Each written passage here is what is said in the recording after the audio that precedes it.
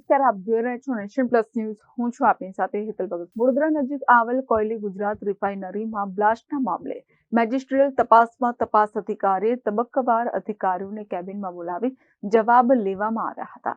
ત્યારે કરચિયા ગામના ગ્રામજનો રજૂઆત કરવા કલેક્ટર કચેરી દોડી આવ્યા હતા. વડોદરા નજીક આવેલ કોયલી ગુજરાત રિફાઇનરી થયેલ દુર્ઘટનામાં ટેન્ક બ્લાસ્ટનો મામલો સામે આવ્યો હતો. આ ઘટનામાં 2 કર્મચારીના કરુણ મોત નીપજ્યા હતા. આ સમગ્ર મામલે જિલ્લા કલેક્ટરે તપાસના આદેશ આપ્યા હતા. તમામ એજન્સીની તપાસ અંતિમ તબક્કામાં છે. આ સમગ્ર મામલે અત્યાર સુધીમાં વિવિધ તપાસ કરનાર એજન્સીઓ અને નિષ્ણાંતો દ્વારા ઝીણવટભરી તપાસ હાથ ધરવામાં આવી છે. તપાસ અધિકારી દ્વારા વડોદરા ગ્રામ્ય મામલતદાર, IOCLના એક્ઝિક્યુટિવ ડિરેક્ટર, સાઇટ કંટ્રોલર અને ચીફ કંટ્રોલર નોટિસ પાઠવી છે. તેમજ કોયલી પોલીસ સ્ટેશનના PI, ઔદ્યોગિક સલામતી અને સ્વાસ્થ્ય વિભાગના ડેપ્યુટી ડિરેક્ટર, કોયલીના તલાટીની સાથે એક્ઝિક્યુટિવ મેજિસ્ટ્રેટ એવા નાયબ મામલતદાર સહિતના અધિકારીઓને આ ઘટનામાં શું તપાસ કરી અને શું પુરાવા મળ્યા તે માટે સૂચના આપવામાં આવી છે. આ સમગ્ર મામલે ગ્રામ્ય પ્રાંત અધિકારીની કચેરીએ અધિકારીઓને હાજર થવા સૂચના આપી હતી. નાયબ કલેક્ટર દ્વારા તબક્કાવાર અધિકારીઓને કેબિનમાં બોલાવવામાં આવી રહ્યા છે. તમામ અધિકારીઓના ખાનગીમાં જવાબો લઈ રહ્યા છે. આ દરમિયાન કરચિયા ગામના પણ રહીશો રજૂઆત કરવા દોડી આવ્યા હતા. ગ્રામજનોએ જાહેરમાં સુનાવણી કરવાની માંગ કરી હતી, તો ગામના અગ્રણી IOCLના એક્ઝિક્યુટિવ ડિરેક્ટરના સ્થાને નીચલા અધિકારી ઉપસ્થિત રહ્યા હોવાનું જણાવ્યું હતું. ગામના અગ્રણી પ્રિતેશ પટેલે જણાવ્યું હતું કે 2-5 ગામ નહીં પરંતુ સમગ્ર વડોદરા શહેરનો સવાલ છે. વડોદરા શહેર જીવતા બોમ્બ પર બેઠું છે. જો કોઈ હોનારત થાય તો 2 થી 20 મિનિટમાં કોઈ ભાગી પણ શકાય નહીં અને જીવતા ભડથું થઈ જવાય. સમગ્ર પ્રકરણ દબાઈ ન જાય તેવી ગ્રામજનોએ માંગ કરી છે. તમારી શું ડિમાન્ડ છે? અમારી ડિમાન્ડ છે, આજે જાહેર એક સભા રાખવામાં આવી છે. જે IOCLની અંદર જગ્યાએ બ્લાસ્ટ હોય તેને અંતર્ગત તપાસ કરવામાં આવી છે અને IOCLને તમામ અધિકારીઓને જે લાગતા વળગતા લોકોને નોટિસ મોકલવામાં આવી હતી. જે પેપર આઉટ થયું હતું ગઈકાલે ને તેમને આજે હાજર રહેવાનું ઉલ્લેખ કરવામાં આવ્યો હતો.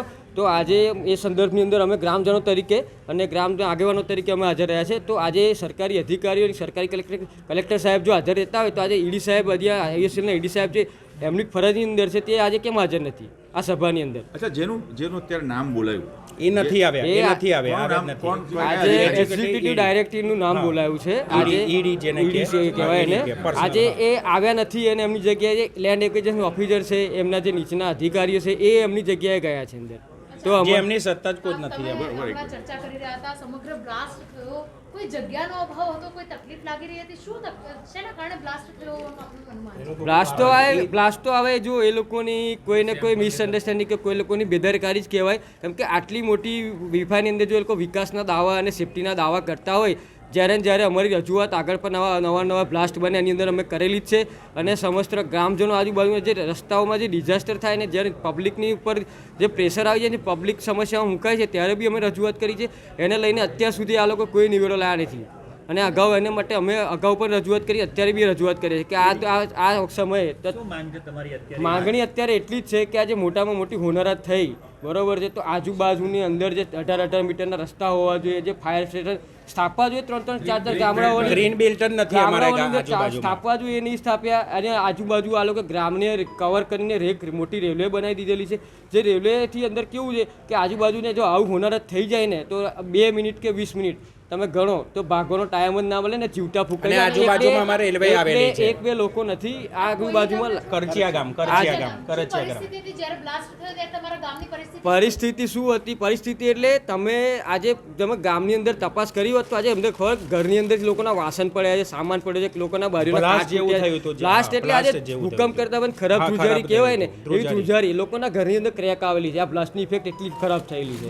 અચ્છા, તમે અત્યારે નાયબ કલેક્ટર સાહેબને મળવા આવ્યા છો, નામ બોલાય છે એ પ્રમાણે વ્યક્તિઓ જઈ રહ્યા છે ખરા? આજે એક્ઝિક્યુટિવ ડાયરેક્ટરનું ED સાહેબનું નામ બોલાવ્યું તો આજે જવાબદારી હોય બધાને, પણ આજે 1 કલાક સમય કાઢીને એમને આવવું જોઈએ ને. આજે જે એમનો રાઇટ છે કે અમને જ આવવું જોઈએ કે એમને બોલાવ્યા છે, તો આજે કલેક્ટર સાહેબ એમને તો નહીં બોલાવે કે એમની નીચેની અધિકારીઓને આજે એમને આવવું પડ્યું.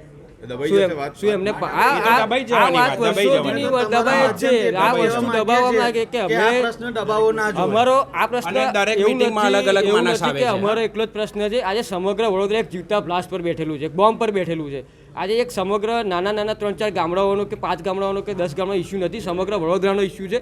અને આ અગાઉ આવા નવા આવી ઘટનાઓ બનતી રહે છે, બરોબર છે. એ ઘટનાઓ ના બને, આજે વડોદરા સલામત રહે એના માટે અમે રજૂઆત કરી. ફાયર નહીં. સમગ્ર રિપોર્ટ બાદ આ ઘટના કઈ રીતે બની તે અંગેનો ચોંકાવનારો ખુલાસો થઈ શકે છે. કેમેરામેન નવનીત પ્રમણ સાથે Satyam Nivaskar, Nation Plus News Vadodara.